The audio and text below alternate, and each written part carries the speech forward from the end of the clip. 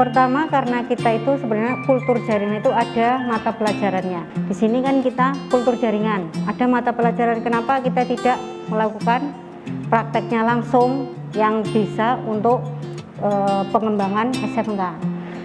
Saat ini kan melihat banyak sekali pecinta tanaman anggrek. Kenapa kita tidak ambil kesempatan itu? Ada kultur jaringan anggrek yang bisa dibudidayakan.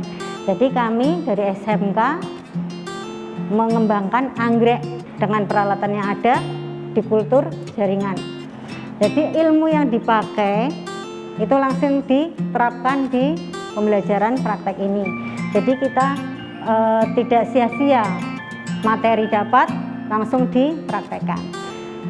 Motivasi selain dari untuk tadi mata pelajaran itu, kita juga biar masyarakat itu tahu ini loh ATPH di SMK Diponegoro. Karena ATPH itu terkenalnya orang kalau pertanian itu kan macul, padahal kultur jaringan itu juga termasuk dalam pertanian. Itu jadi motivasi dari SMK Diponegoro ini.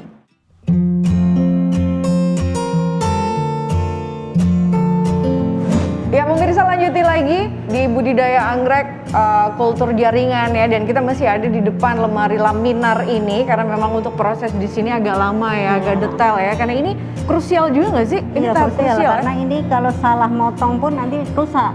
Salah jadi, motong rusak. Itu kan ada tunasnya, mata tunas. Kalau salah motong tidak bisa. Salah motong itu kalau gimana? Jadi di situ ada mata tunas. Setiap anggrek ada ruas-ruasnya. Di ruasnya itu ada tonjolan, itu namanya mata tunas. Kadang kan ada yang nyobek atau ngirisnya itu kena mata tunasnya, nanti nggak jadi juga. Itu harus hati-hati banget ya. Jadi untuk pengambilan mata tunas harus hati-hati sehingga didapatkan mata tunasnya ini. Ini biasanya mata tunasnya dapat berapa itu? Tergantung besar kecilnya tunas. Kalau yang ukuran setadi biasanya dapat berapa? 3. 3? Ya, 3 bisa. 3 itu yang nanti bakal mecah jadi ribuan ya Bu ya? Iya. Dan ini Mas Ridho memang nggak bisa ngomong, bukan nggak bisa, nggak boleh ngomong, karena memang bener-bener saking sterilnya nih. Ini untung masih ini ya pakai masker ya. Tapi memang walaupun nggak pandemi tetap harus pakai masker ya? Iya harus. Iya, karena nanti kan hubungannya nanti ada alkoholnya, ada cairan kimia. Jadi ditakutkan terhirup. Ditakutkan Mas Ridho-nya terhirup, ditakutkan juga di dalam lemari itu terkontaminasi gitu ya. Jadi benar-benar harus steril. Mas Ridho nggak boleh ngomong di sini pemirsa. Karena SOP-nya seperti itu ya. Di sini botol disemprot dengan alkohol. Botol disemprot alkohol. Iya, agar steril juga. Ini botolnya harus bentuknya seperti itu atau misalnya ada botol apa gitu? Bebas. Nah itu di situ ada botolnya, bisa yang lain. Yang pasti botolnya usahakan leher botol itu agak besar.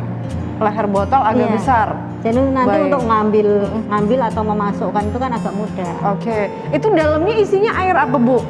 Di sini memakai larutan vasin dan waste. Itu khusus ya berarti ya, larutan khusus ya. Bisa dapetnya di mana? Itu kita bikin sendiri. Bikin sendiri? Ya, dari larutan kimia. Jadi bikin nanti jadi larutan ini. Oke. Nah setelah disemprot, setelah tunas-tunas dimasukin ke dalam larutan itu, terus botolnya disemprot pakai alkohol, dipindah ke bagian apa itu namanya? Ini mesin shaker atau pengocok, pengaduk. Jadi dia nanti harus gerak terus, goyang terus selama 24 jam dan tidak boleh berhenti. Jadi kalau itu untuk biar tumbuh halus itu 6 bulan. Tumbuh apa? Halus. Halus itu apa? Halus itu nanti setelah potongan itu dia akan memecah menjadi jaringan lain yang akan tumbuh menjadi tanaman kecil. Dan jaringannya itu nggak kelihatan dengan mata telanjang ya? Atau kelihatan? Kelihatan masih bentuk bulat kayak gitu, kayak bulat. Jadi kayak apa ya? Anggur tapi kecil-kecil sekali. Kecil-kecil banget. Jadi dia tidak terlihat seperti ada akar atau apa, tapi kayak bulat. Kalau kita ngelihatnya mah kayak hijau-hijau ada di dalam cairan gitu aja ya. Itu lihatnya seperti itu. Itu di mesin goyang itu berapa lama? Selama 24 jam? 24 jam selama 6 bulan. Sempet shock juga tadi Eka ya pas tahu kalau abis dikeluarin dari laminar tuh protokorm dimasukin ke mesin shaker untuk digoyang selama 6 bulan dong. Nggak boleh berhenti. Jadi di sini kalaupun berhenti tidak boleh sehari itu berhenti. Misal ya maksimal 2 jam. Kalau misalnya berhenti pun maksimal 2 jam. Ya. Soalnya juga kan misalnya ini kan hubungannya sama listrik nih. Ya. Kalau listriknya padam, mati dan genset nggak otomatis kan pasti ada waktu jeda juga Ya. kan. Tapi kalau ada maksimal ya 2 jam masih bisa 2 lah jam. untuk mengusahakan supaya nggak berhenti total. Oke, di mesin ini kurang lebih ditunggu selama 6 bulan. Kita tunggu pemirsa selama 6 bulan ya. Iya. Kita stay di sini. Ya. Oke, setelah dari sini dibawa kemana, Bu? Dibawa ke germinator. Setelah Jadi, misalnya nih kita ya. anggap ini sudah 6 bulan ya. Kita anggap udah 6 bulan, kita matikan, kita ambil dan dibawa ke Germinator. germinator sebelah sana pemirsa. Jadi ikut yuk. Oke Mas Ridho, yuk kita ke sana.